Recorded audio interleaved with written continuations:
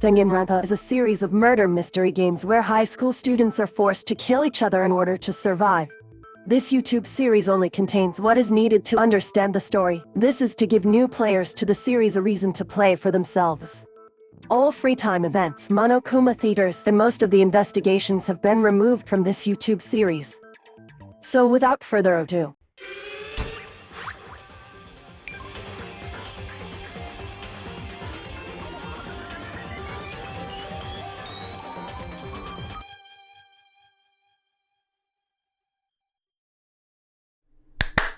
Dangly grandmas. Guys, how are you? So I'm sure you all know this, but I have played Danganronpa. I know everything about it because I'm obsessive high school towers over all of the other buildings in this bustling urban area. Drinking piss. Hope's Peak Academy. Piss. No ordinary student could enroll here. The only way in is if you're scouted by the school itself. As you can see, I'm nothing but a hopelessly average high school student. Hope's Peak only invites coughing and death, those students who are the true elite in their field. How did such an unbelievably average student like me get picked to come to this ultimate high school? We recently held a lottery to receive one ordinary student to attend our school. As a result, you have been selected and we invite you to join us as the ultimate lucky student. Frozen in place, murmuring to myself, I looked down at the acceptance letter clutched in my hand, and I took my first step towards the main hall. Hype. Oh! A room! Trying to play it cool, I took my first step into Hope's Peak Academy. At least, that's what I was hoping for. Oh shit! What's going on? But the instant I took that first step forward, my view became warped, twisted, and the next moment, everything went black. What? I woke up with my head resting on top of a hard wooden desk. It's pretty normal for me to zonk. I've played through this game 5 times and I haven't realised he said zonk off. What was I doing asleep here just now?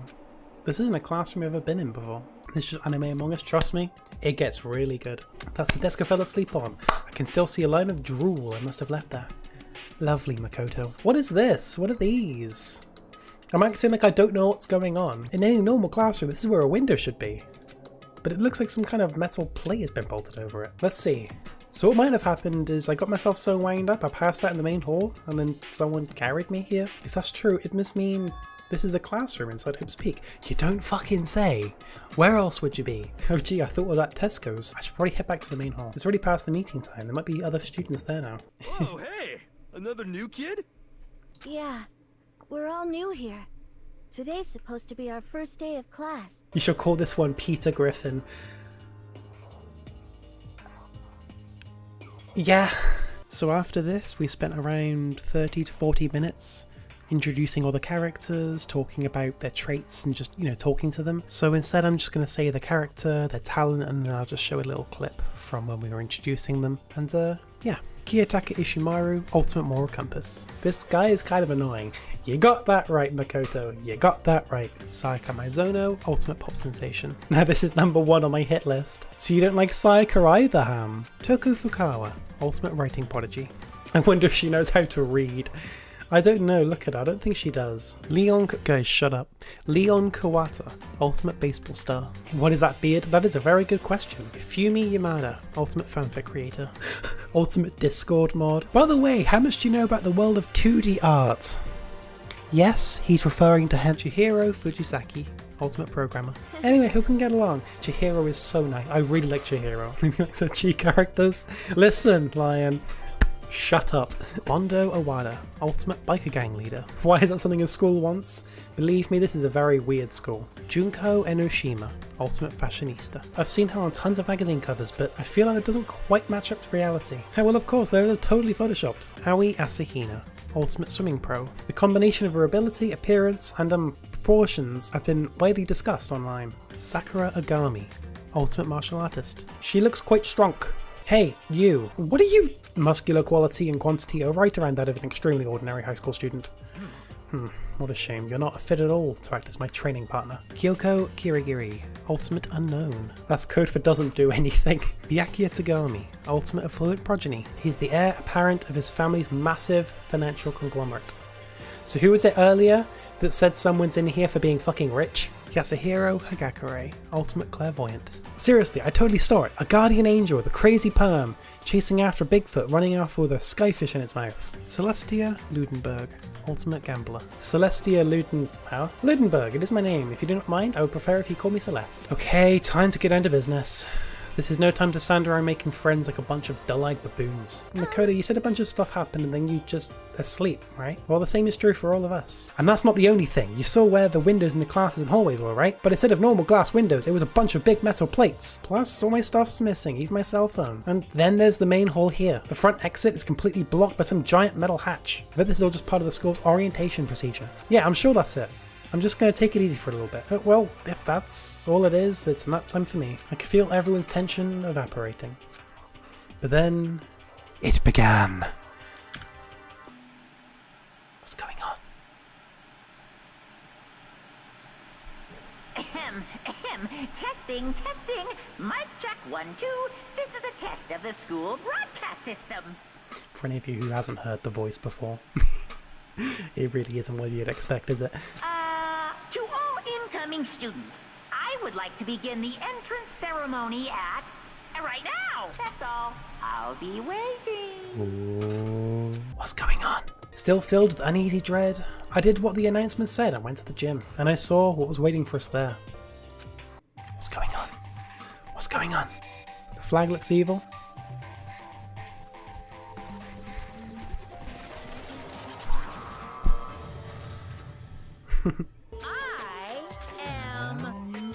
Monokuma!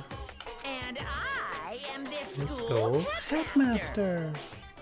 Nice to meet you all. Such a bright voice and carefree attitude was completely out of place. And all the anxiety I've been carrying with me suddenly transformed into outright fear. Now then, let us commence with the most noteworthy and memorable entrance ceremony.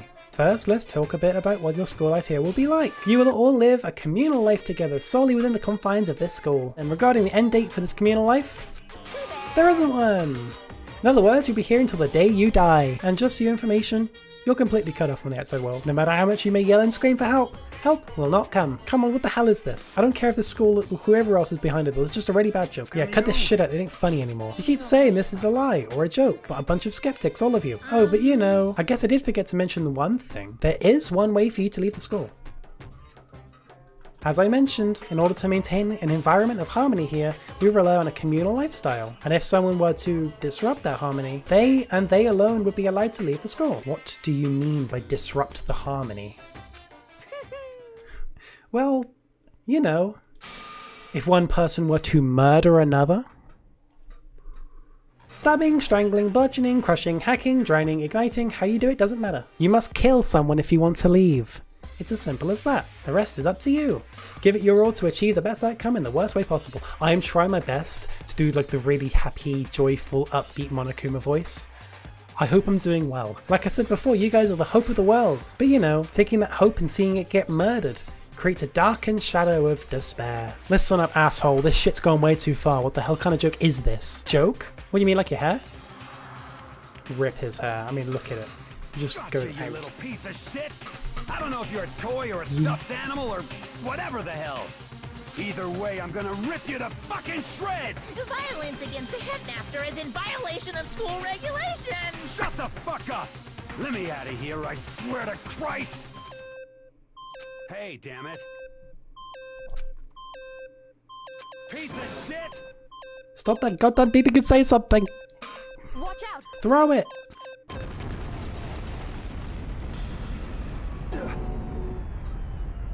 But you know, this means the teddy bear's been destroyed, right? I told you, I'm not a teddy bear. I'm Monokuma.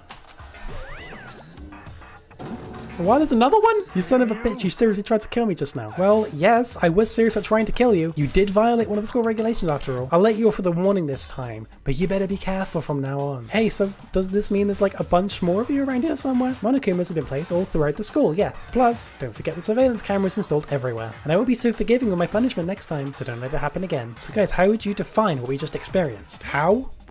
Why? I don't understand any of this. First, let's all take a second to just summarize what we've just heard. Based on what Monokuma said, we essentially have two choices. Choice number one is that we each stay here, living a communal life together until the day we die. And the other choice is, if you want to get out here alive, we have to kill someone, right? A lie, that's what it is. All of these ridiculous things we've heard, this is all has to be fake. Right now, it doesn't matter if it's real or fake. What matters is if there's anyone who's seriously considering all of this. To that, nobody had a response. They all stared at one another, trying to gauge each other's thoughts. I could almost taste the hostility, and that's when it hit me. I realized the true terror hidden within the rules Monokuma had laid out. You must kill someone if you want to leave. Those words had planted vicious thoughts deep within each of us. Each of us became suspicious of everyone else. We were forced to wonder, is someone going to betray us? And that was how my new school life began. This school, which had come out of nowhere to raise my hopes so high. It's not a school of hope, it's a school of despair.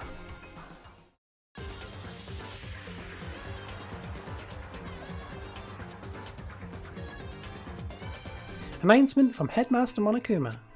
Each room's lock has been designed to completely protect against tampering or lockpicking. Your room comes furnished with a shower, but please note the water is turned off at nighttime. Also, the bathrooms in the girls' rooms include a lock of their own. Let's all go around and share what we found out during our respective investigations. Chihiro and I find out that all the rooms are totally soundproof. Your next door neighbour could be screaming their lungs out and you wouldn't hear a thing. I went back to the main hall thinking maybe we could do something about the giant hunk of metal, but even with Sakura and me both, it wouldn't budge. In both the school and dorm areas, there was a set of stairs leading up to another floor, but there were gates there, and we couldn't find any way to open them. In other words, at this point we are only able to search the first floor. She didn't say a word. Instead, she dropped a piece of paper on the table. Huh? What's this? Appears to be a map of Hope's Peak Academy. The building we're in right now is laid out in precisely the same way as Hope's Peak Academy, but it looks like it's had a number of strange renovations done to it. We need to stop and think about what to do from here. There's got to be something we can do. All we can do is adapt. Adapt to living our lives here from now on. We all understand that we are trapped here, which means we will be spending the night. However, going out at night time should be prohibited altogether. The school regulations do not actually tell us not to go out at night. I would like to make it official. The way things are now, every night time comes, we will all start to get worried and anxious. We will all be afraid someone might try to come and kill us. I see what you mean, but I think I can agree to that. With heavy movements, everyone headed off to their private rooms. Oh, that's right, I should check the bathroom more time before I go to bed. Only the girls' bathroom should have locks on them, right? Alright, let's open it up. Bedtime. Almost bedtime. Makoto Naegi, this is super duper majorly bad. So bad it's almost magical. The bathroom in your room has a problem with the door frame. You just got to turn the door knob and lift it out while you pull. And I did that, the door opened without a problem. Isn't that crazy though? Your door's the only one that doesn't fit quite right. Anyway, I suddenly don't feel like being here anymore. Bye! Whoever's keeping us here could show up and attack us any time. You never know. So I just want to be able to protect myself no matter what happens. Here we go. I'm able to find something here to protect myself with. Is this a sword? Oh, no, I think it's just a replica. Still, it's pretty impressive. It's completely covered in gold coating. I barely touched it and got that gold stuff all over my hands. You should take it with you. It might help liven up your room a little. I don't see anything I could really use for self-defense. The only thing in my room is a fake sword covered in gold. All it does is make me feel that much more uncomfortable. I have to do a papyrus voice. Everyone, thank you for making time in your busy schedules to come together. But humans, in order to get out of here, it's essential that we all cooperate with each other. Did anyone happen to come up with any clues? Silence echoed throughout the dining hall. Seriously? It could be about how to get out or who's doing this. Nobody has anything. We're going to die. I love how blunt Celeste is sometimes. We've been stuck in here for a few days already, right? Nobody's been able to contact us, so I'm sure they're getting worried. I bet they've called the police already. The police? You're putting your faith in the police? Are you really sure you want to rely on such an unreliable group of losers? I mean, come on, if you really want to get out of here, all you gotta do is kill. I have a little video I'd like you all to see. It's a special video for each of you showing what's going on outside the school. But before we do that, I'd like to know, what are you? Why would you do something like this? What do you want from us? What do I want from you? Well, if you must know... Despair. That's all. Ah, there's something inside this cardboard box. It's almost like I've played through this game 5 times. A bunch of DVDs, and each one has a label on it with someone's name. I better go tell everyone. She just ran off. I didn't follow after her, I just stood right there where I was. Next to the monitor is a high-end DVD player, and I'll probably play those DVDs no problem. Maybe I'll just watch mine real quick, before everyone else gets here. It was my family. You getting picked to attend Hope's Peak Academy is like a dream come true. I'm so proud of you, son. But remember, don't push yourself too hard. Are you really watching this, Makoto? Good luck, okay? If it had ended there, that would have been fine. A message of love and support. I have to leave my family behind to attend Hope's Peak. It would have given me hope. Given me strength. But here, Now, it was totally different. What happened? It's almost like I know! Makoto Naegi, accepted into Hope's Peak Academy, and his family, who supported such a lucky boy. Oh boy, this is bad. What could have possibly happened to this family's well-being? Donkey Kong. I slammed my fist against the desk over and over again. A single thought was racing through my mind. What else? How could I think about anything else? I noticed that everyone was standing around the entrance to the AV room. They stared at me, faces full of confusion. They all gathered around the box, and each of them grabbed the DVD with the name on it. One by one, they each rushed to a monitor. It didn't take long for them to react. What the fuck? This can't be real, right? This has to be fake, right? Yeah, no way it's real. No way. As soon as I saw their reactions, I knew they'd all seen something like what I'd seen. Nobody even bothered trying to hide their fear and confusion.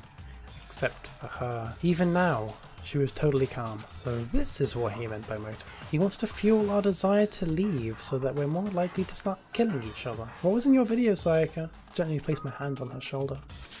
I can't scream, stop it. I don't want to shout. I have to go make sure she's okay. I found her in one corner of an empty classroom. She was sitting in a chair, hands on her knees, staring absently at the floor. This is exactly what they want. They want us to lose our composure and stop thinking rationally. Think about it, those videos have to be fake. Because if those things really have happened, people out there would be in an uproar. Our families, the police, everyone. I knew I was trying to convince myself just as much as her. Can I believe what you said? That you'll help me get out? No matter what it takes. Makoto, you're the only one I can trust, so please. No matter what happens, please always be there for me. Seriously, what's going on here? There's just so many problems. I can't even decide what my biggest problem is. Are we trapped in here? That what I saw in the video might be real? What the mastermind has in store for us? Or are we the biggest problem? Ding dong! Sayaka, what are you doing out so late? That's when I noticed. Her body was trembling. Is everything okay? Just a little while ago, I was laying down in my room, and all of a sudden, my door started rattling and shaking. It's like someone was trying to force the door open. My door was locked, so they couldn't get in, of course. But they started shaking the door harder and harder. I was so scared I couldn't even move. Can we maybe switch rooms just for tonight? If that'll help your mind at ease, then it's totally fine with me. Oh, by the way, just so you know, my bathroom door tends to get stuck. There's a little trick to opening it. You have to turn the knob, lift it up on the door when you pull it out. Just do that and the door should open, no problem. Okay, well, I better get going. See you tomorrow, Sayaka. Good night then. So this is Sayaka's room. It really doesn't look any different from mine. It smells nice though. I sat up, still half asleep, and rubbed my eyes. Slowly I pulled myself out of bed. I just remembered I promised to eat breakfast with everyone else. A few people had already gathered at the dining hall by the time I got there. Hello Makoto, and good morning. Can you believe it? I, the great Papyrus, was the very first one here this morning. I figured everyone who had arrived on time could be considered model high schoolers. And the ones who showed up a little late... I'm late. My makeup just would not cooperate this morning. My apologies, ladies and gentlemen. My morning duty took a little longer than usual. Fucking hell, if you mean. And finally, the ones who kept everyone waiting forever. I suppose I'm late. Good morning, everyone. My bad, guys. Slept right through my alarm. But regardless, everyone had arrived. At least that's how it was supposed to go. Are we still missing some people? Yeah, Sayaka and Byakuya aren't here yet. I got the sense she always has her stuff together. Listening to everyone talk like that, a small, dark speck of unease rose up inside of me. I need to go. I have to go check on her. Where I headed first was my room, where I'd let Sayaka stay for a single night. But over the course of that one night, the room had been completely transformed. I better check the bathroom. Let's take a look inside. Oh shit, she's dead. She's fucking dead. It took me a second to realize that I was screaming.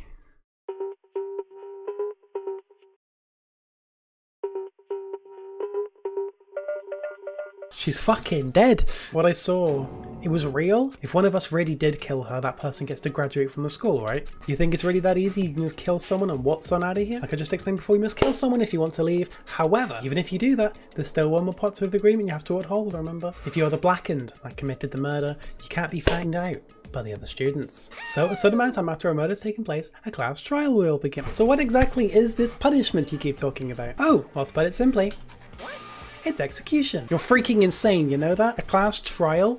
What the hell is that? I don't want anything to do with it. What are you saying? You're not going to participate in the trial? Only punishment awaits such blasphemy. Say whatever you want. I'm not going to be part of this. Are you enjoying yourself now? Are you? Violence against Oh shit. Oh shit, she's gonna die. It's almost like I know this. She's gonna die?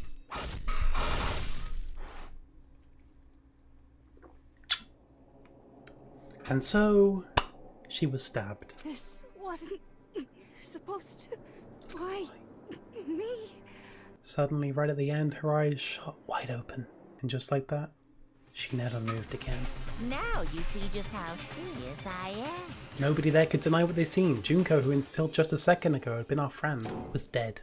She died. She'd been murdered. I have something I'd like to give you to help you in your search for the Black End. This little file is all the information I've gathered around the death in question. I like to call it the Monokuma File. The victim was Sayaka Mizono. The time of death is estimated to be around 1:30 AM. Body was discovered in Makoto's room in the dormitory. All evidence suggests that the death took place in the bathroom. The cause of death was a stab wound to the abdomen. There was also an injury to her right wrist. Specifically, the wrist appears to have suffered a fracture. It looks like there must have been some kind of fight in my room. Damn it, I was there in the other room. If only I'd heard something. Don't you remember? All of our rooms are completely soundproof. So something could happen in the room right next to you, and there's no way you could know. I've searched your floor from one corner to another. I didn't find one single strand of hair. Not one hair from the victim, not one hair from you, even though you've been living in here. The heck? The door was practically about to fall off. Why is it like this? The stab wound in her stomach is what killed her, so when she broke her wrist, that must have happened earlier on. I looked past Sayaka to the wall behind her, and there I saw... what? Written in blood with the numbers 11037. Did Sayaka do this? Huh? This is definitely my room, but the nameplate has Sayaka's name on it. And this is Sayaka's room, right? The nameplates on my room and Sayaka's room were switched. Surely you're not planning to use the trash room to destroy evidence, are you? You fiend, you planned this all along. There's something on the ground in front of the incinerator. It looks like a piece of cloth in the shape. It's part of the sleeve of a button-up shirt. There are shards of broken glass shattered around in front of the incinerator. It looks like it used to be some kind of glass ball. The DVD that Sayaka threw in the garbage. I sat down in front of the screen and put the DVD in the player. Pushed play and the screen was dark for a few seconds, but then an image slowly appeared. It looked like some kind of concert. And standing on stage, front and center, was a face I recognized all too well. Sayaka Mizono, the ultimate pop sensation, lead singer for a world-famous all-girl pop band. Suddenly the screen went dark, and in the next moment, Sayaka disappeared from the stage, which is now in ruins. What I noticed even more than that was the figures of the other girls who had all simply collapsed. This ultra-successful team suddenly fell apart. What, oh what, could have caused the group to go to pieces?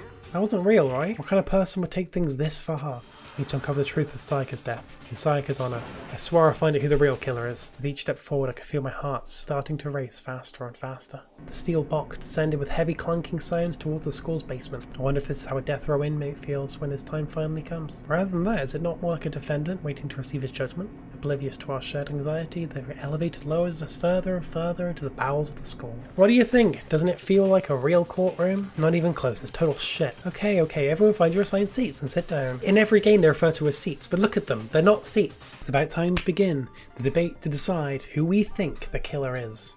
Anything I found, anything I noticed, I have to be ready to speak up about everything. Because this isn't just about me. Everyone's lives are on the line. She must have been attacked in the main room first. Then, she ran to the bathroom to try and hide. The killer followed her in, and that's where they finished the job. That much should have been obvious after taking one look at the scene. It shouldn't even need explaining. Okay, so what's next? Next is the subject of the murder weapon. After the murder, we discovered that one of the knives from the kitchen was missing. Which means that knife must be the murder weapon. I guess that makes sense. You could sort of see the weapon sticking out of her stomach. Okay, so the murder weapon was a kitchen knife, but where does that get us? I mean, we all know Makoto killed her, right? Let's draw our conclusions after we've presented our arguments. Everyone Otherwise, what's the point of the trial? Everyone is like really sus of Makoto. The knife disappeared while Hina was in the dining hall, but I wasn't there the entire time. In other words, there's no way I could have taken the knife. Okay, so then, who did take the knife? One other person did come to the dining hall while we were there. Sayaka. She's the one who came to the dining hall. Sayaka is the one who took the knife? That's the only possibility. And thinking back on it, she was acting kind of unusual. When she came into the dining hall, she didn't even look at us. She just went straight to the kitchen. As she left, she said she just wanted a drink of water, but most likely... And the person who took the knife was the victim herself! So you're saying the knife she took was then taken from her, and she was killed with it? In that case, you may not have taken the knife, but you still could have killed her. Something was missing from the scene of the crime that by all rights should have been there. You know what I'm talking about, don't you? It was unusually clean.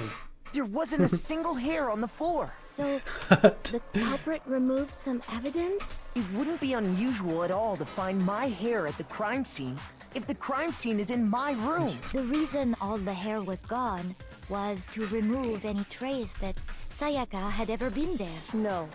If that were the case, they would have had to do something about the body itself, not just her hair. Then why wasn't there any hair on the ground? The killer got rid of it all, of course, to remove any trace that they had ever been there. It's simply beyond reason to believe that the room's owner and the killer are one and the same. It's fairly certain that the killer had some trouble getting into the bathroom. There was clear evidence left behind. You're talking about the doorknob, right? See how the top part was unscrewed? And the doorknob's about ready to fall off? This is another most bewildering act for the room's owner. It proves Makoto is beyond suspicion. The reason my bathroom didn't open wasn't because it was locked. After all, the girls' V-Sports rooms on are a the only ones with locking bathrooms, right? Then why didn't your bathroom door open? Because it was stuck. Huh? What are you talking about? My bathroom door doesn't fit in the frame quite right. But the killer didn't know that and assumed it was locked. So they tore apart the doorknob to get in. Okay, but then why would the killer even think the door was locked in the first place? What the killer didn't know was that Makoto and Sayaka had switched rooms. If Sayaka had been in her own room... then there would have been a lock on the door, and they would have had to break through! So they had no idea how unnecessary their actions were. Regardless, it was a pointless act. Wasting time trying to break down a door that wasn't locked is... definitely something I wouldn't do, since I would have known exactly why it wasn't opening. How did the culprit get into Makoto's room in the first place?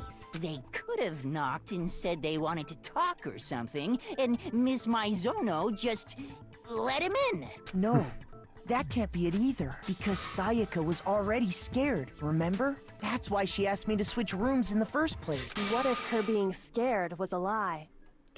I know you don't want to consider it, but look at this and tell me, can you still deny the possibility? There's something I want to talk to you about. Just us two. In 5 minutes, come see me in my room. Check the nameplates to make sure you don't get the wrong room, okay? I found a Sayaka. notepad during my search, and I shaded in the top sheet with a pencil, and these are the words that appeared. And I should also mention, I found the notepad on the desk in Makoto's room, which means only someone who had been in Makoto's room before the incident could have written it. But why? Why would she write that? The note was likely her way of getting in touch with a certain someone. She must have slid it under their door to let them know she wanted to meet with them in secret. She wanted someone to come to the room she was in, and also hide the fact that it was Makoto's room. Sayaka fought with her killer there in the room, yes? Perhaps the answer to our previous question lies in that initial struggle. That reminds me, there was a replica sword at the murder scene. Get the fuck out of my chat bot. Oh yeah.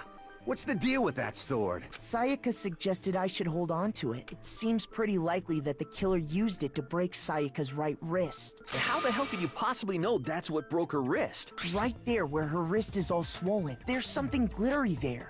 See? Is that gold? It sure is. Specifically, the gold coating from the replica sword. You barely have to touch that stuff, and it'll stick right to you. And there's some on her wrist because... because she got hit with the sword! Right there on her wrist! She took the knife from the kitchen, then invited the culprit to the room she was staying in. And if it's true that she had the kitchen knife and attacked without provocation... Indeed. These are all the actions of an assailant. Which brings up another point. Makoto, Sayaka was the one who suggested you two switch rooms, correct? Maybe the reason she wanted to switch rooms was so that she could pin the crime on you. That is a possibility, is it not? Sayaka wanted to... on me? That would also explain why she would switch the nameplates. She wanted to get whoever she had targeted to come to Makoto's room, where she was staying. And by committing the murder there, instead of her room, that would implicate Makoto. But in the end, her plan backfired. She launched her attack with the knife, then found herself under attack in turn. That must be when her wrist got broken, and she was forced to drop the knife.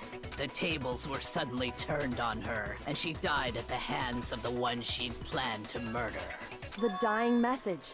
She wrote something on the wall behind her, remember? 11037. Written in her own blood. Hey, Chihiro, you're a computer nerd or whatever, right? You should know all about numbers and shit. No, that's not... Yes, I'm a programmer, but I don't see any kind of meaning in these numbers. Of course. It's because they're not numbers. Rotate the image 180 degrees. Oh my god. Now I see. She wrote down the killer's name. Leon. Koshi is convinced that it is in fact Discord moderator. The key to solving this mystery was simply to rotate the writing 180 degrees. If you turn the message around, it becomes the letters L-E-O-N. L-E-O-N. Or more accurately, Leon. What the hell are you talking about? It's just a coincidence. She wrote that message on the wall behind her as she was leaning up against it. In that position, she couldn't move to write normally, and had to write upside down, as it were. That sounds like one hell of a stretch to me. I'm the killer? You can't just go and say shit like that. If you're not the killer, then why did you try to destroy the evidence? You mean the burnt shirt piece I found laying on the ground by the incinerator, right? As the killers stabbed Sayaka, they must have gotten some of her blood on them. And to dispose of the shirt covered in the victim's blood, they threw it into the incinerator. With just that one little charred piece, there's no way you can say for sure who it belongs to. You're right.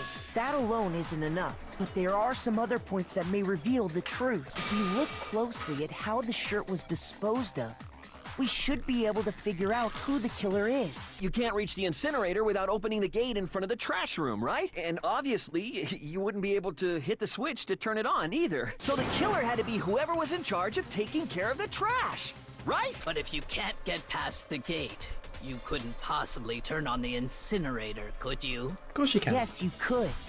If you used this. Yes, you could. If you used this. What is it, some kind of glass ball? It's busted to hell. The killer simply took aim at the incinerator switch and threw the ball through a gap in the gate. All they had to do was hit that switch, and the incinerator would come to life. But the distance from the gate to the incinerator has to be at least 30 feet, right? The pinpoint accuracy you'd need to throw a glass ball that far and hit something that small. Could someone really do that? That's right. There's no way. It'd be impossible. Difficult, absolutely. Impossible? I don't think so. Because the killer is the ultimate baseball star.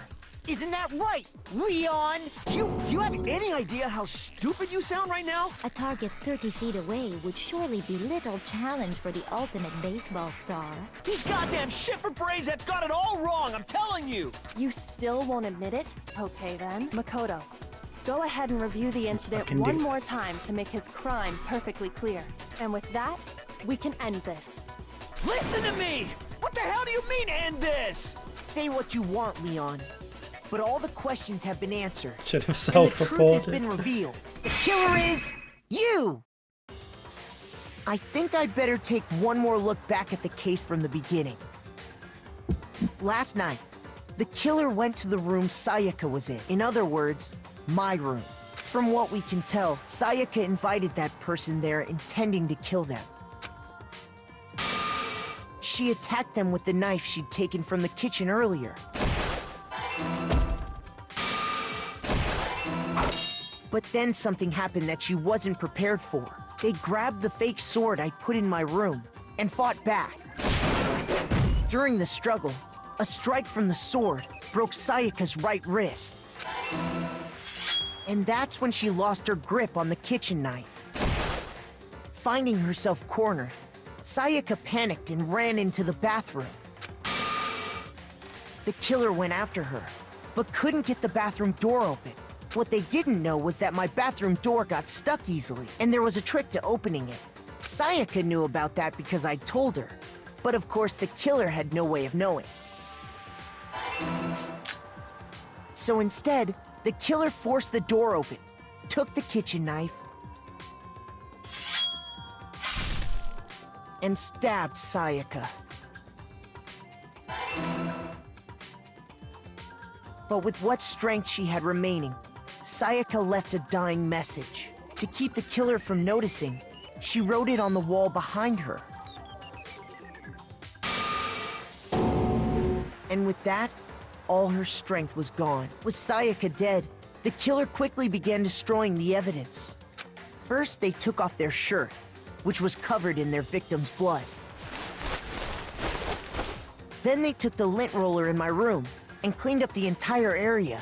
They wanted to make sure they got rid of any trace they'd ever been there. Afterwards, the killer headed to the trash room to destroy their bloody shirt. They tried to burn the shirt using the incinerator there, but the trash room was blocked off by an especially sturdy gate, preventing access to the incinerator. So they came up with a plan to use Hiro's crystal ball, which he'd left in the laundry room.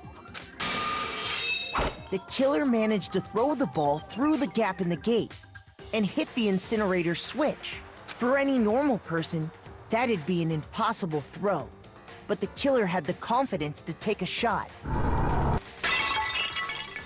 The crystal ball, thrown with absolute precision, hit the switch on the incinerator, which then quickly roared to life.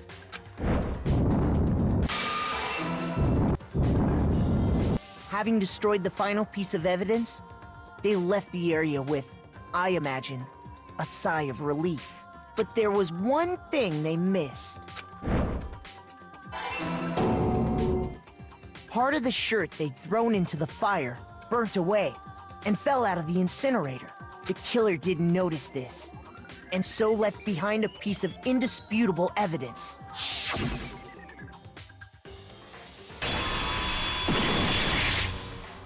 Isn't that right, Leon? The blackened in this case, the one that killed Sayaka, was none other than Leon Kuwata. Everything's become clear, the decision we made was right after all. But when I think about that, honestly, I'd be better off if we'd been wrong, because what we came up with really is the truth, and that truth is that Sayaka was trying to frame me. It's all because of that video. Even I couldn't handle what I saw in there. If I was her and the video actually had something to do with me, I can't even imagine. The one thing that's more important to her than anything else, her dreams, her friends. And that's why Sayaka, for the friends that meant so much to her, that's why she betrayed me. Since you all so magnificently revealed the identity of the killer during the class trial, the blackened Leon Kuwata will receive his punishment. Punishment? You mean execution? I didn't have a choice, I had to kill her. Yeah, that's it. I was just protecting myself in the heat of the moment. It was self-defense. How exactly was it self-defense? When you forced your way into the bathroom, did you or did you not use your very own toolkit? You had any number of chances to stop what you were doing, but you chose not to. No, that's not. I can't say Leon is solely to blame. Of course, I don't plan on blaming Sayaka either, because the one to blame is him. Did you awaken to your sense of justice? Okay, well anyway, more importantly, let's hurry up and get on to what everyone's been waiting for, the punishment. I'm begging you, please, don't do this! No more begging, no more excuses, you must pay the penalty for breaking the rules. Society demands it. Now then, I've prepared a very special punishment for Leon Kuwata, the ultimate baseball star. No, no, no, no, no, no! Let's give it everything we've got. It's punishment time! No!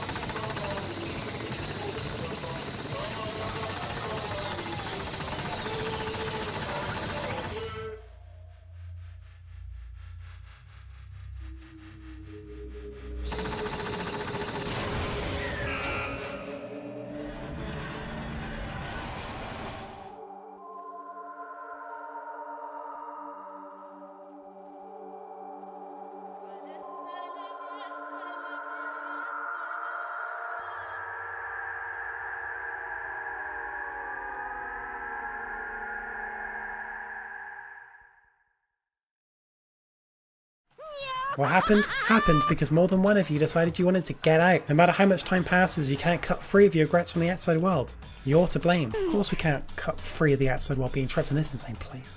You're trapped, are you? Well, I'm sure once you learn all the mysteries of this school, your thinking will change for sure. You'll think, boy, isn't it so wonderful how we all get to live here forever. I feel there's some deeper meaning hidden in there. Sorry, I said everything I've got to say. I need to save some of the fun for later.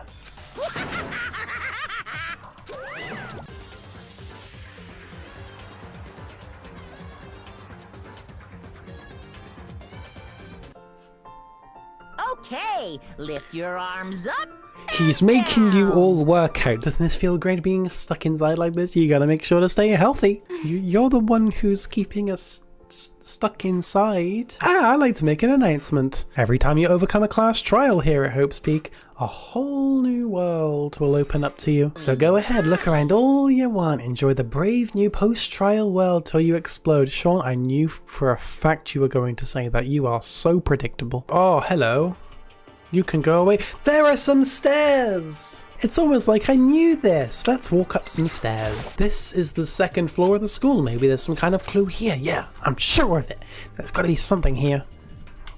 Makoto is just fucking determined. There is a pool and gendered changing rooms. Also, there's a fucking gun. It sounds like the locker rooms here have all the exercise equipment you can ask for. Maybe I'll give it a try. I kind of like to get a little stronger, but I'm not even brave enough to step foot into the locker room. I don't get it. Is she afraid of locker rooms or something? Right, so there's a classroom, nothing special. I don't think I have to go in there anyway. There's a long line of desks with more bolted windows, and there's a library. Oh my gosh, there is a Super Smash Brothers invitation. Oh my goodness. Hifumi in Super Smash Brothers? I'm absolutely shocked! I mean, who wouldn't be if they were just accepted into Super Smash Brothers, especially Hifumi. The shelf is covered in dust, but on the shelf is a letter. I broke the seal on the dusty envelope and pulled out a single sheet of paper I found inside. From the Hope's Peak Academy Executive Office. Throughout the years, we have been committed to shaping the youth who will one day shape the world. However, Hope's Peak Academy must now lower the curtain on its glorious history for the time being. This decision was not an easy one to make, but serious issues beyond our control have made it necessary. That being said, this is the end for now. It would seem Hope's Peak had stopped functioning as a school, and judging by the amount of dust the letter had collected, it doesn't seem to have happened recently. If I had to guess, I'd say this letter could be at least a year old, but that would mean it was closed when I got it just a few days ago. Plus, if the school had shut down, don't you think it would have been in all the newspapers and stuff? Of course, that's all assuming that this letter is real. If it is real, though, that does solve one mystery surrounding the school. The reason there are no other students here could be because the school had already closed down. Anyway, now I have a pretty good idea of what's on the second floor, but I didn't see anything that might lead to any kind of exit or anything. All I can do now is hope someone else finds something worthwhile. Yeah! Human! The warehouse and bathhouse on the first floor of the dorms are now open, and the warehouse is chock full of food, clothes, whatever you want. There is so much, it's insane. So, are we done for today? Yeah. Well, yes, I guess so. I'm trying to do like a sad papyrus. What are you doing? He's reading a book. I'm trying to read, so if you could be quiet. Everyone's super worried. We've all been looking for you. Can't I get a second's peace and quiet around here? We were very concerned. Well, you had no reason to be. I was just reading. Well... What are you reading? A mystery novel. Wait, so you're gonna use what you're learning in there to betray us? Don't be stupid. It's just something to keep in mind. If I decide to fight, of course I'll come up with something original. It's not often you get to take part in such a high-stakes, high-tension activity. He looked like he was actually enjoying himself. Enjoying this deranged killing game. Anyway, I don't have any intentions of working with the rest of you any longer. To cooperate during an elimination game is, well, frankly, it's a waste of time, and I hate wasting my time. All I'm saying is that ultimately, you are all free to do whatever you want on your own. Goodbye. What's wrong, Chihiro? You don't look so great. I hate how weak I am. Besides, girls are just naturally weak anyway, right? Shut the fuck. Hey, come on, don't cry. It's my fault, okay? I don't want to yell at you anymore. I got it. I make you a promise as a man. Maybe I mentioned this before, but ever since I was a kid, there was one thing my brother told me over and over again. He said no matter what, a real man always keeps his promises. That's what he left me. Anyway, so you can trust me when I made that promise. You don't gotta cry anymore. But I still don't like how I am right now. I have to get stronger. Hey, Makoto! Perfect timing. I have a favor to ask. This guy's been talking shit about me since day one, calling me a coward and shit like that. You are a coward. That's why you turn to violence to solve your problems. That's why you can't do what society asks of you. Why you walk around dressed like that. The fuck you say? You don't know shit. You've already lost yourself, but you're such a coward you don't even realize it. So what, you're saying you're not a coward? You think you're tougher than me? I know I am. Okay, then let's throw down. Prove you've got what I don't. I accept your challenge. That's what happened in Makoto. You gotta be a witness. There's a bathhouse on the first floor of the dorm, right? With a sauna inside. A simple endurance test, is it? We're gonna see who can stay in the sauna the longest. Am I right? Hell, let's make things interesting. Wouldn't want to win without a challenge, right? We're gonna battle with all our clothes on. That's idiotic. Suicidal. What? You afraid? You're gonna regret this. You can take off your uniform, you know? Go ahead. I won't judge. And you can shut the fuck up and mind your own business. I mean, look at you. I'm still plenty good to go. I'm so good.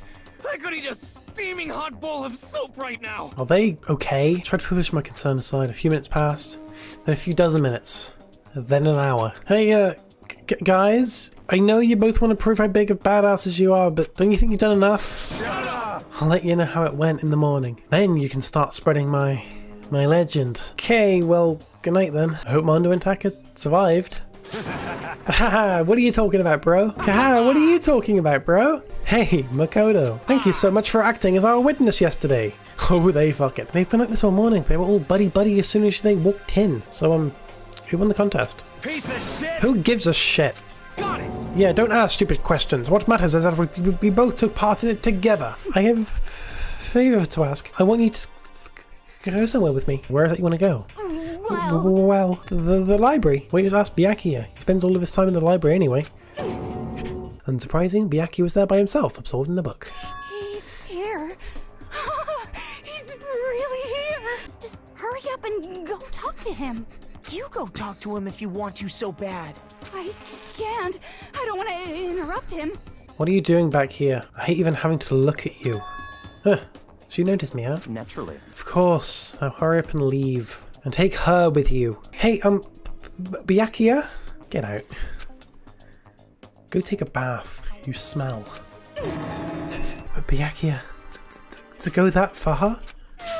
He must be really concerned about me. He told me to take a bath and everything. He must really care about my well-being. All students, please gather in the gym immediately. Emergency! Emergency! Oh shit, an emergency? Oh shit, what's going on? Gather in the gym? Why now all of a sudden? I really don't like the sound of this. I have a terrible feeling. Asking us to gather together all of a sudden like this? What could he possibly want? Well. Indeed, what might await us this time? That reminds me, remember how you kept talking about how the police or whoever would come help us? How'd that turn out? Seems to me there's no sign whatsoever of possible rescue. Well... That's just... Huh? I wonder what actually happened. That's strange. That's true. Oh! This might not be related, but then don't say it. It's about last night. Mystery. I was near the main hall, just staring off into space, when all of a sudden, I heard it. A sound that I don't really know what it was. What kind of sound? Well, like I said, I don't really know, but if I had to describe it, it was like a construction site. What Hiro heard wasn't the sound of construction, but it could have been an explosion, or maybe a machine gun. That can kind of sound like construction in a way. Beyond this point, my mouth is zipped, my lips are sealed, I am fully puckered. Fine, let's move on to what you can tell us. Why did you call us all here? I'm looking for something with a little more stimulation, something rife with danger and intrigue. The next Blackened hasn't shown up yet, and I'm getting bored. So I've decided to come up with a new way to motivate you. I don't know what you've got planned, and we're not going to kill each other anymore. Now then, with all your permission, let me begin. So this time, it's embarrassing memories and secrets. As long as you're alive, it's a given that there's things you don't want other people to know about you. So I did a little investigating of my own, and I dug up some of your darkest secrets. And those embarrassing memories and secrets are all contained in the envelopes I have right here. I quickly snatched the envelope with my name written on it. Nervously pulled out what's written inside. My entire body suddenly went rigid. Makoto wet the bed until he was in 5th grade. What? How? How did did you find out about this? Get the fuck out of my chat bot. You have 24 hours if someone doesn't become blackened by then. All of your deepest, darkest, most embarrassingest secrets will be exposed to the world. Maybe I'll roll by a crowded intersection, the van strapped with loudspeakers, and spill the beans. I mean, yeah, having those secrets revealed is going to be totally embarrassing, but that's seriously not enough to give someone a reason to kill, right? What do you think, Chihiro? I'm sorry. Sorry, I don't really want to talk about it right now. After I try my best to become strong, then I can tell everyone. Okay, I'll stop with all the secret talk, but each of us has 24 hours to get ready. Having our secrets exposed isn't going to be fun, but it's not like we're gonna die because of it. Jeez, I'm more tired than usual. Super tired today. I fell asleep. But what I didn't know is that even then, a tragedy was taking place.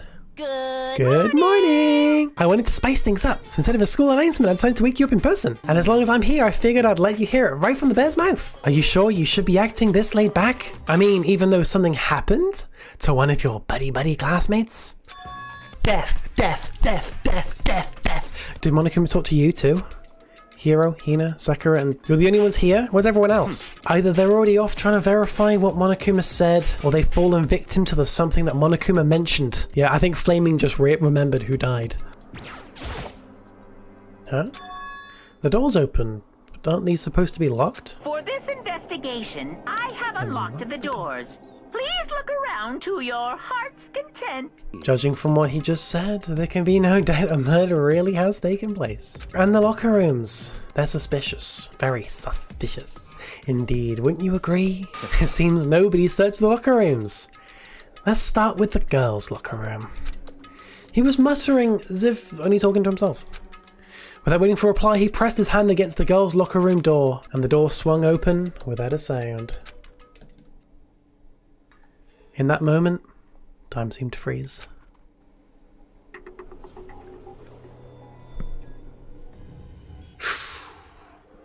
Chihiro's fucking dead. At least it's not Kyoko. Chihiro is so cool. I really like Chihiro.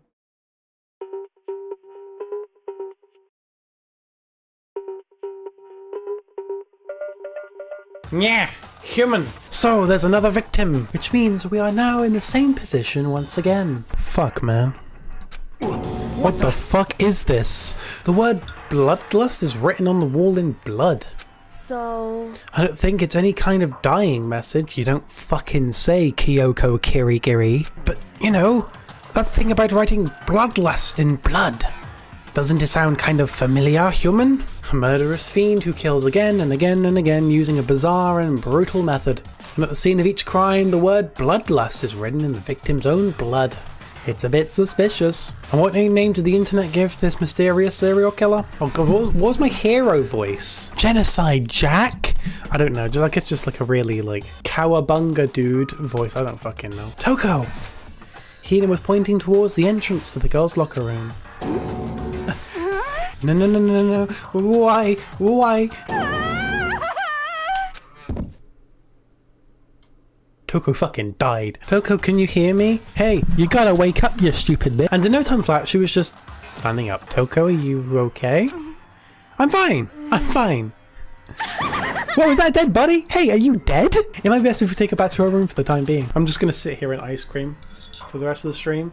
You guys can just laugh at this one line for the rest of the stream. Nothing else is going to happen. The victim was Chihiro Fujisaki. The time of death is estimated to be around 2 AM. The body was discovered in the girls' locker room on the second floor of the school. The cause of death was a blow to the head with a blunt object. She was killed instantly. There's a dumbbell on the floor, and this is a blood stain. There's a blood stain on the dumbbell. There's a fresh blood stain on the carpet. It must have been splattered with blood during the murder. If I remember right, this card reader is meant to work with our handbooks, right? The card readers all have been designed to interface with each of your handbooks. You can only enter the girls' locker room corresponding to the gender listed in your individual handbook, and it's impossible for 2 people in a row to go through with the doors unlocked, correct? If there was some sort of erotic terrorist on the prowl, the ceiling mountain Gatling gun would initiate a Swiss cheese slaughter, and the school regulations prohibit anyone from lending someone else their handbook, correct? Of course! Correctly correct! Loaning your e-handbook to another student is strictly prohibited. Only the act of loaning a handbook is prohibited. Borrowing someone else's is perfectly fine.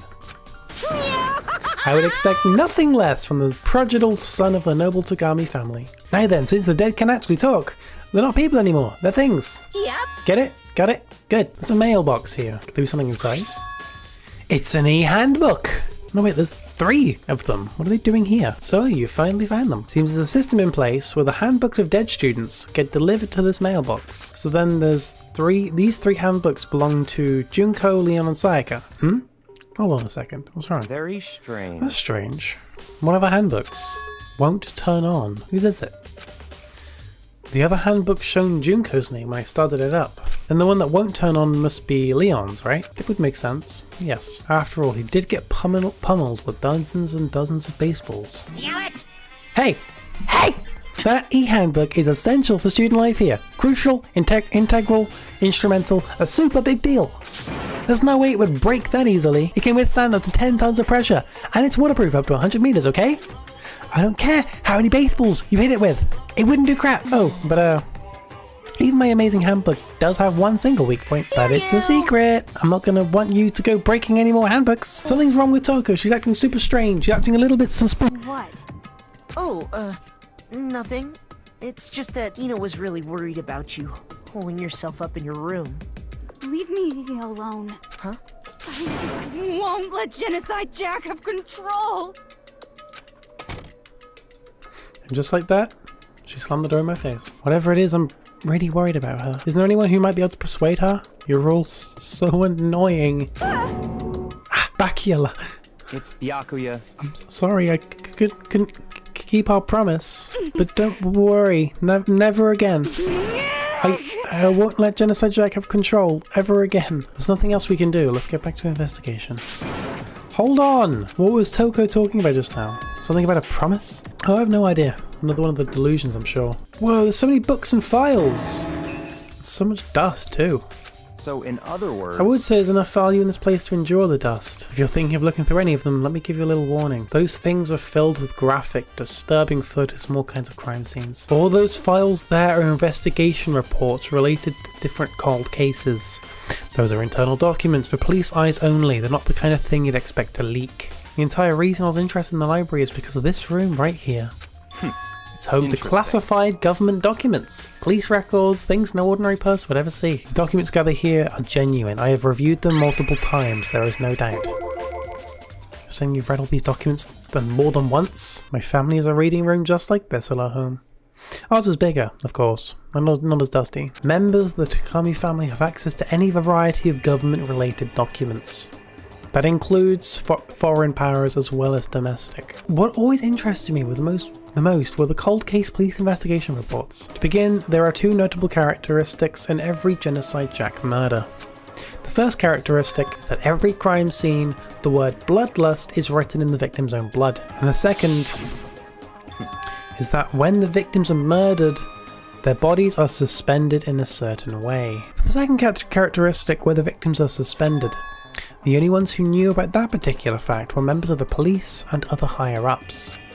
By all accounts, nobody in the media ever found out. So how could the killer have known about suspending the victim? That's the key question, but in fact the answer is quite simple. The culprit isn't a copycat killer, it's the real Genocide Jack. The most common time for the killings to take place was on holidays in the afternoon. Based on these facts, it could be suggested that the suspect may be a student. Evidence suspects that the suspect lingered at the scene, but when they did leave, they were in a panic. Because an eyewitness has never come forward, it's unlikely there was any external reason for this. This confused behaviour suggests that the suspect may potentially suffer from dissociative identity disorder. You should examine Chihiro's body one more time.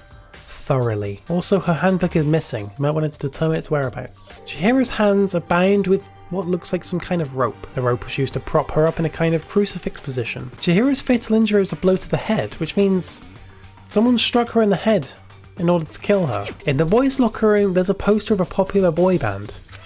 In the girls' locker room, there's a poster of a big-breasted swimsuit model. Do you need to include that part, Makoto? Could the posters have been switched? But if they were, why? What reason would anyone have? Last night, I saw her come here. Chihiro was in the warehouse. Really? Indeed. This was right before nighttime. What are you doing out this late? Oh, I was just... Are you planning to go exercise, perhaps? What? How did you know? Because I can see a blue track jacket sticking out of that duffel bag you're carrying. Oh, you're right. Thanks. Well, I'd better get going. I'm kind of in a hurry. Am I blind or are we missing someone? Yeah, Toko's not here. She's a crucial part of this class trial this time. What are you gonna do? Okie dokie, I'll go ahead and drag her out here, kicking and screaming. Just one moment, please. I told him I don't want to, but he forced me. I can't believe you would drag a girl around. Oh, you're terrible. Okay then, hustle onto the elevator and let's get this show on the road. I'll see you guys down there. Let's go. So, shall we get going? It's time to find out who killed Chihiro. Okay then. So, first off, let's talk about the murder weapon! Can we agree that the object that dealt the fatal blow was the dumbbell? Found at the scene of the crime? It was covered in blood, and there was nothing else at the scene that could have caused that kind of injury. And the wound on the victim's head is consistent with the shape of the dumbbell. As far as I'm concerned, there's no mistake and no room for doubt on this one. If you don't mind, I will proceed from here. Let's move on to discussion of the culprit. Although, I believe the criminal behind this heinous act is already quite clear. Chihiro's killer is the fiendish serial killer, Genocide Jack. I found this file while I was looking around the archive in the library. I guess it's some kind of confidential file the police put together about the Genocide Jack case. It outlines all the specifics of every Genocide Jack case in exceeding detail. According to the file, there appear to be two defining characteristics in every Genocide Jack case. The first is that a bloody message is found written at the scene of every murder. But more important is the other characteristic, and it's something that has never been made public. Never made public? What the hell is it? Apparently, in every Genocide Jack case, the killer suspends the body in a certain way. The only people who know about this are the higher-ups in the police department. However, Chihiro was most definitely suspended in the same way. How did the culprit know about this when only high-level police officials were aware of it? There's only one logical answer I can think of. It's because the culprit in this case is the real Genocide Jack. You're saying Genocide Jack is one of us? Yes. In fact, it's Toko. Oh. What? Genocide Jack's true identity is Toko Fukawa. Oh. You lie! Wait, hold on a sec. Toko has, like, bloodophobia or whatever, remember? What kind of serial killer is afraid of blood? Is it because Genocide Jack has a split personality? I think I read that somewhere in the file, too. Toko's strange behavior after seeing the body is proof enough that she has a split personality. In other words, within her is one personality that can't handle blood, and one that obviously can. So when Toko trapped herself in her room, it's because she was scared of Genocide Jack? The reason she locked herself in her room wasn't to keep other people from getting in. It was to keep her other personality from getting out. I tried! I swear I tried to control it, But your efforts were useless. What a disappointment. I hate you. Well, the opening act is nearly finished. All that's left is to hear from the person in question directly. The person you don't mean?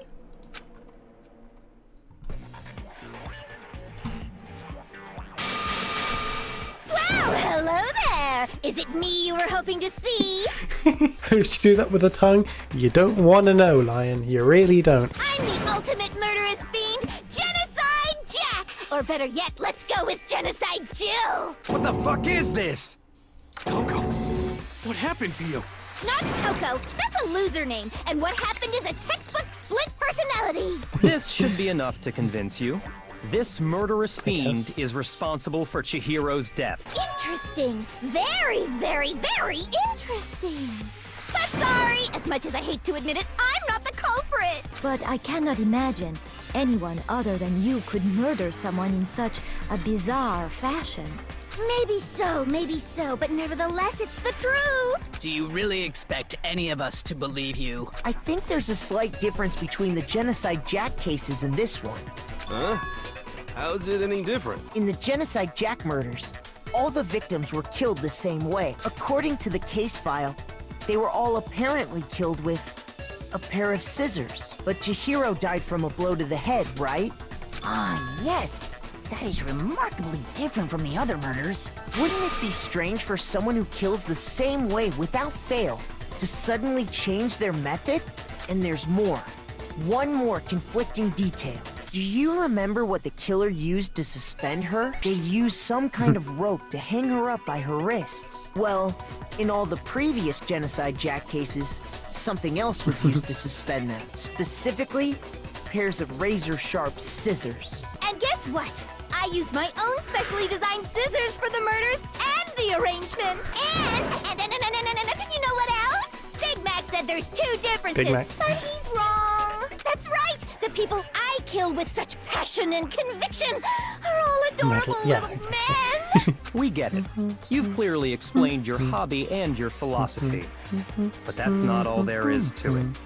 It's a different matter entirely when you're forced to kill in order to survive. I would never kill for a reason as petty as mere survival. And if by some fluke I did kill to survive, why would I bother with the message and arrangement? It'd make me the obvious suspect. Plus, whatever reason I have for killing, I would never leave out my prized scissors. Who would go out of their way to use a big, stupid, heavy dumbbell? Maybe you used the dumbbell because you couldn't find any scissors in the school? I don't just use any scissors. I only use my own set of high-class envy of the entire world scissors! Okay, whatever. There still aren't any in the school. Are you sure about that? Da-da-da-da! She got scissors. That's right! So I can kill anywhere, anytime. Oh. My light just fell. But the body really was suspended, right? And nobody but the police knew about that. That's why we figured it had to be the real deal and not some copycat killer or whatever. Byakuya, it's possible you could have found out, isn't it? You'd have no problem gaining access to classified government documents or internal police records. Plus, you'd already looked through the Genocide Jack file before this all happened, hadn't you? Then the reason he pushed the theory of Genocide Jack being the killer so hard was because he wanted to pin the crime on her. So, he rearranged the scene to disguise it and make it look like I put my stamp on it. I see. So now the suspicion falls on me. Suspicion? Looking back and thinking about it now, the way you were acting right before we discovered the body was a little strange. You wanted to go to the girls' locker room right away, right? But since you're a guy... The victim was Chihiro, a girl. Hence why I said we should check the girls' locker room. Because up until we actually discovered the body, we couldn't have known who the victim was. So your claim that you went to the girls' locker room first because Chihiro was the victim doesn't hold up. That's really what you think? I killed Chihiro in the girls' locker room, then hung her up and wrote that bloody message. I intentionally made it look like Genocide Jack was behind it. Is that about right? Sorry, but could we hold on just a second? I think we need to talk about this a little more. There's something that's still bothering me. Is that right? And what, pray tell, is still bothering you? I killed her in the girls' locker room, then disguised my crime. Specifically, I dressed it up to make it look like it was the work of a homicidal psychopath. What about all that bothers you? You say you killed Chihiro in the girls' locker room, right? Isn't it possible that the murder took place somewhere else? Well, I think it's entirely possible that she was killed somewhere else, then carried there later, along with the rest of the murder scene. The rest of the murder scene? That was awfully specific. Please tell me you have a reason for saying all of that. The poster in the girls' locker room was a picture of a big-boobed supermodel. But don't you think that's kind of strange? Why would the girls' locker room have a poster like that? Meanwhile, the boys' locker room had a poster of the super popular boy band Tornado. That doesn't really seem to belong in a boys' locker room. So you're saying that maybe the posters were switched? And there's one other thing I noticed about the locker rooms. While I was in the girls' locker room earlier, I spilled some protein coffee on the carpet. But I noticed that after the murder, the stain had been totally scrubbed away. The stain on the girls' locker room carpet wasn't scrubbed away. In fact, I found it on the boys' locker room carpet. But why would anyone do that? To move the murder scene from one locker room to the other. It's certainly plausible, don't you think? In other words, in order to completely swap the scene of the crime, the blood-stained poster and carpet were moved along with the dead body. By doing this, the killer was able to change the entire room where the murder took place. Why would they go through all that trouble of switching the scene of the crime? Actually, an even bigger question. If the murder did take place in the boys' locker room, then how did Chihiro get in the boys' locker room in the first place? Hold on a second. I agree with you, though. I think you're on the right track. You finally decide to open your mouth and that's what you've got to say? There's no way she could get in the boys' locker room, right? So... Why are you so sure she couldn't get in? There's still one other way she could have gained access. Why don't we take a little break from the trial? I'd like you all to come see something. Well, all right then. I declare an official class trial recess. We headed off with Kyoko in the lead, and where she took us was... The girls' locker room? We've already searched this place top to bottom. What are you trying to pull, Missy? I'd like you to examine the victim's body one more time.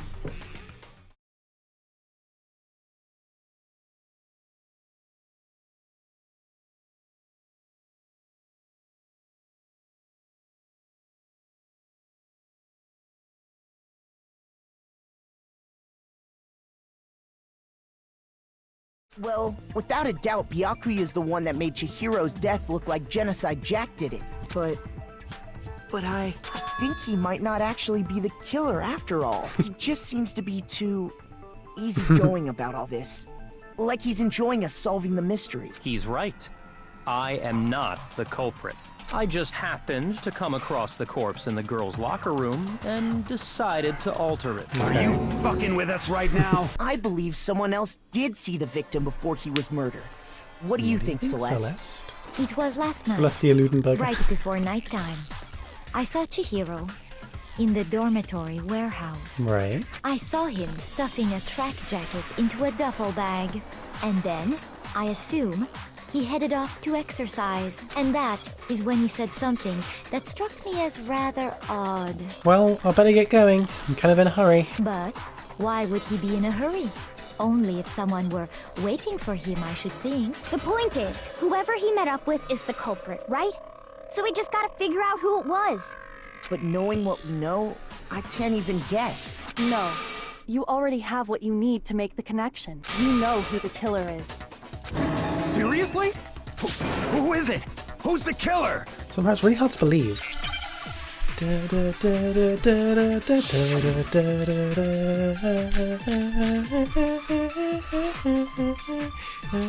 First of all, we know where Chihiro was headed. He was on his way to go exercise. I want you guys to tell me with this one. We have to ask, why did he choose the specific tracksuit that he did? What do you mean, the specific tracksuit? I got it! He picked that tracksuit because it matched the one the culprit was wearing. So, what you're saying is, the killer was wearing the same blue tracksuit as him? No, that's wrong!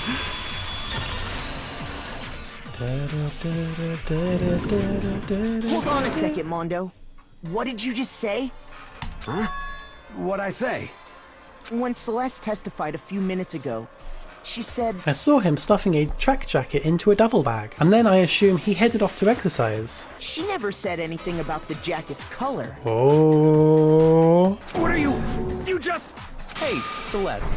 What color was Chihiro's tracksuit? As a matter Oh shit, of oh fact, fuck. it was blue. The only one I told about any of this was you.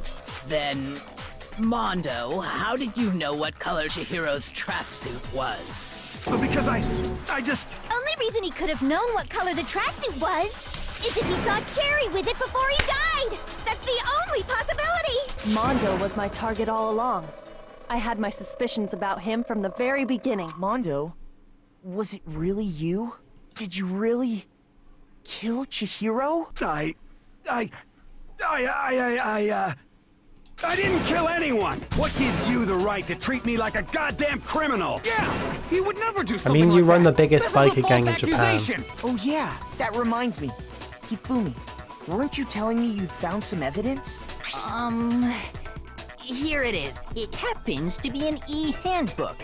I found it laying on the ground, so I scooped it up. Chihiro's handbook was missing from the scene of the crime, right? Then it must hold some clue about the culprit, right? Well, that's what I was hoping. But it's busted. It won't even turn on. That's odd. I didn't think the handbooks were quite so fragile. You're right. They're not. How did the handbooks break? There's only one possible explanation. By exploiting a bug, by hitting its weak point, or by hacking it. Does anyone remember? I feel like a teacher trying to teach you maths or something. What is the quadratic formula? You know what the weakness is, right, Monokuma? So, what is it? You're asking me? I think it's a necessary piece of information if you want this to be a fair trial. Then allow me to make a special announcement. The weak point of my cutting-edge e-handbook is... When it's exposed to high temperatures for too long, it will suffer a meltdown and totally break! I flippin' knew it! Because I found the handbook laying on the floor of the sauna. Then the killer must have been purposely trying to raise its temperature in order to break it. Meaning the culprit somehow knew its weakness. So Taka and Mondo's must be broken? What makes you think that? What if the killer took their own handbook into the sauna, not knowing its weakness, and it broke? They'd realize it was broken, of course, and it wouldn't be hard to figure out why. And once they had Chihiro's handbook, they knew they had an easy way to dispose of it. I don't know of anyone who took their handbook into the sauna. I might know someone who did. Mondo, your handbook got broken in the sauna, didn't it? What? Why do you keep accusing him? Mondo and Taka had an endurance contest in the sauna not too long ago, remember? And for the contest, Mondo just so happened to keep his school uniform on. No, wait, hold on. You've got it all wrong. He would never kill. I don't accept this. Show me the proof. The actual solid proof. Mondo, the handbook you have right now, is it really yours? The fuck is that supposed to mean? The broken handbook that was in the main hall, isn't that one actually yours? What I mean is, I think Mondo swapped his handbook out for one that actually works. I think he took Leon's handbook and replaced it with his own. After all, Monokuma said himself that Leon's handbook never should have broken. Well, Mondo, if I'm wrong about this, you're welcome to say so. Son of a bitch. What's wrong, bro? Come on, tell him he's wrong. You are wrong. You have to be wrong. Everything you just said is wrong. You made it all up. Okay, then why We're don't getting we to the look end, back guys, on don't this worry. case one more time, from the beginning. The killer is you! First, let's take a look back to before the incident. Last night, Celeste saw Chihiro in the warehouse, correct? At the time, she was apparently stuffing something into a duffel bag. That something was a blue tracksuit. You can confirm this, right, Celeste? With bag in hand, Chihiro headed out. Even though it was officially nighttime, she made her way to the locker room. Specifically, the boys' locker room. Once inside, he met with someone there. And the person he met was the one who killed him. It seems likely that the killer grabbed the nearby dumbbell, approached the unsuspecting Chihiro, and attacked him. And that's where the bloodstains on the poster and carpeting in the boys' locker room came from. It was likely in the heat of the moment. The body was arranged, but the murder itself felt unplanned, which is why the killer hurried to try and hide the act. First, pulling up the bloodstained carpet, then removing the bloody poster, and finally carrying the corpse into the girls' locker room. A girl's handbook was necessary to get into the locker room, of course, but this alone doesn't prove that the killer was necessarily a girl. After all, Sayaka and Junko's handbooks had been placed in the main hall. Using one of those, a boy could get into the girls' locker room without much problem. And that's exactly how the killer did it. With the carpet and the poster they brought with them, they got to work. They changed the layout of the boys' and girls' locker room in what you might call a crime scene switch. That could have been the end of things, but no.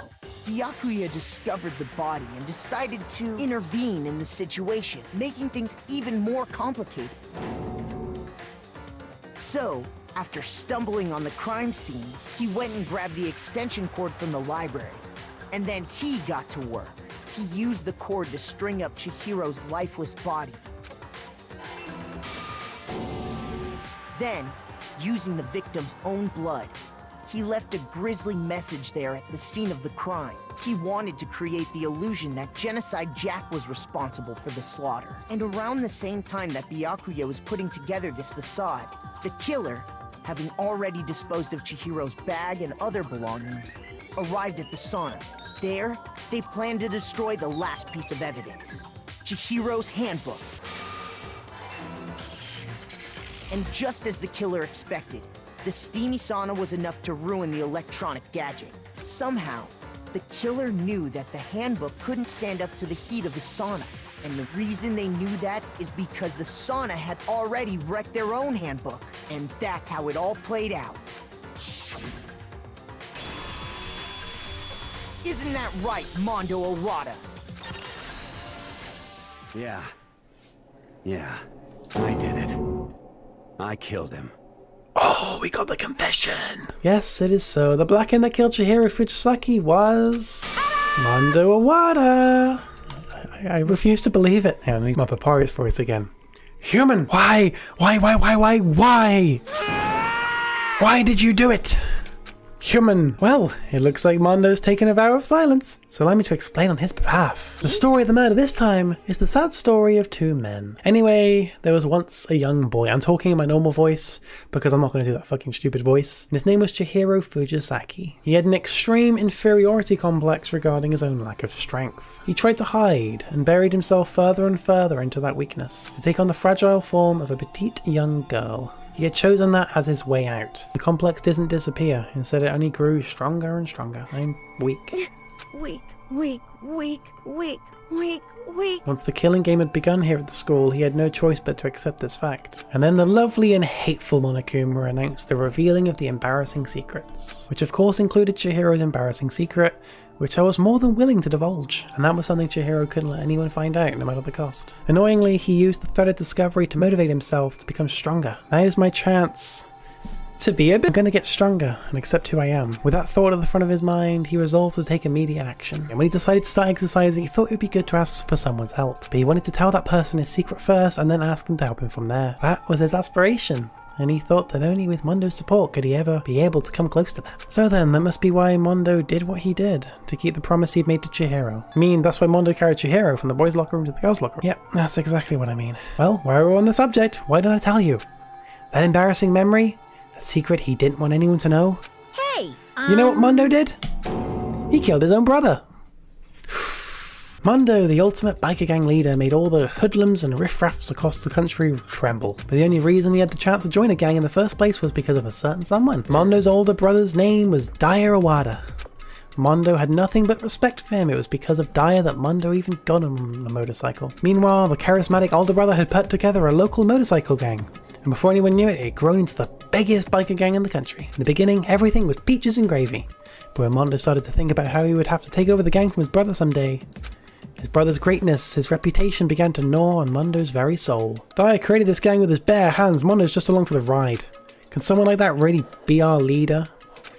All that'll do is make the gang look bad. Almost every day, Mondo heard the gossip and whispers of the other members of the gang, which is why you gotta get stronger. Stronger than Daya. Don't fuck with me. I don't care what it takes, I'm gonna come out on top. And on the night of his amazing brother's retirement ceremony, Mondo challenged him to a street race. But during the race, tragedy struck. The kid brother pushed ahead with reckless abandon, eager for victory, and dashed into oncoming traffic. But suddenly... oh god. Laying in his kid brother's arms, the older brother delivered his final words. My bad, kid. I fucked up, sorry. That's the voice I threw up on the spot for Dyer. Of course he knew it was his brother's fault, but Dyer never blamed him for what he did. Hey kid, the rest is up to you.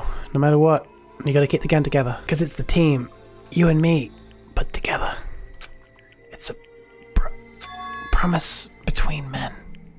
He's called Dyer for a reason, just saying. In order to keep the gang together and keep the promise to his brother. He could never admit to anyone that it was his own weakness that had caused the accident. Dyer was going to lose to his kid brother, so he got stupid and got himself killed.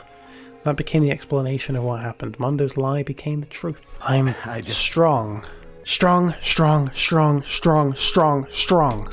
And yet, as soon as our killing game began, he realized, no matter how tough he pretended to be, he was just another weakling that could die in an instant.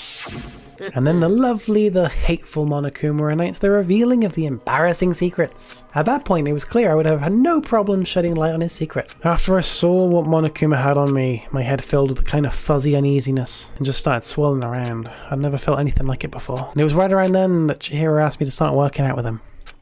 And right there, he told me a secret. Why now? Why are you telling me this all of a sudden? Because I mean, you've kept this secret all this time, right? If anyone found out, you're right, but... I want to change. I wrapped myself in lies. I'm weak. I want to destroy that version of me forever. His words were like a knife in my gut. I felt like he was exposing the lie I've been living myself. I was jealous. I was jealous of Chihiro's strength. So yeah, this is actually like a good old switcheroo. Chihiro, who had a weakness complex, was actually a lot stronger than Mondo, who had been beating himself up for however many years because he had his brother killed. He had the strength to face his own weakness, to try and overcome it.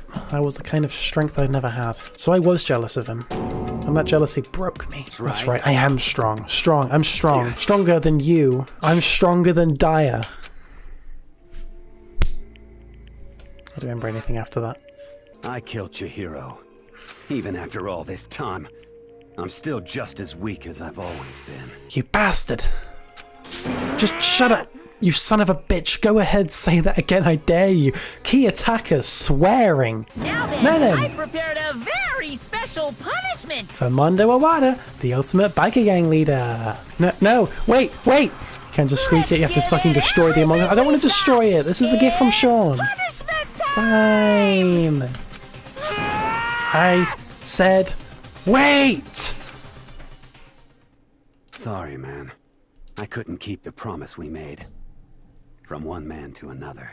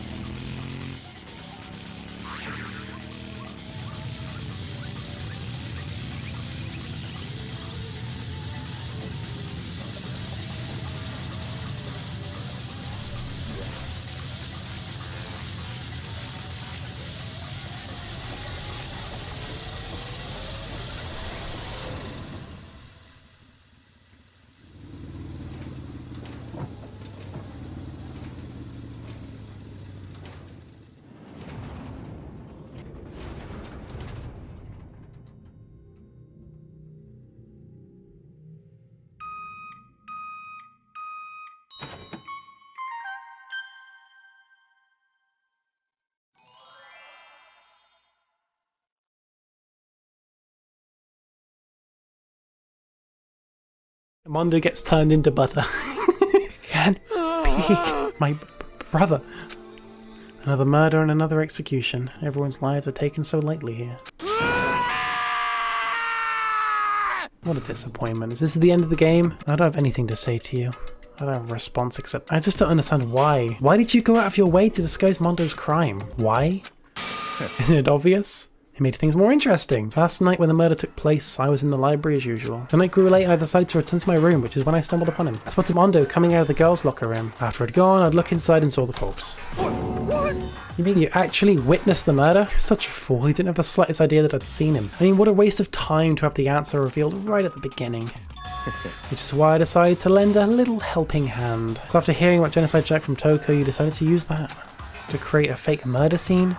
But damn, man, if we hadn't figured out who'd really done it, we would have been dead too, right? Well, obviously I would have revealed the truth before it reached that point. Moving on. Hey. There's something I'd like to ask Monokuma. Oh?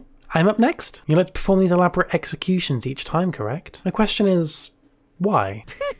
Do you like them? But you know, this punishment, this despair, it's not just for you. Or this punishment, or this despair. It's my gift to mankind itself. I fucking love New World Order. This song playing right now is the best thing in the game. You're over-exaggerating. I am not over-exaggerating. These punishments are meant to transform all hope to despair. Whatever, it doesn't matter. In the end, I'm going to stand alone as the victor, and then everything will be revealed to me. Ooh, the noble son of a noble family. Truly, you understand me. I think this is the start of a terrifying friendship. That's enough. Shut up, I would never stoop to the level of a childish criminal like you. Let me just say this. After I've achieved complete victory, you're up next. I'm going to find you and kill you, understand? In the name of my family. For which victory is a foregone conclusion. Monokuma's laughter peeled across the courtroom and the curtain closed on the case of Chihiro and Mondo. But I knew that wasn't the end. The killing game would still continue, because the mastermind wouldn't let it end.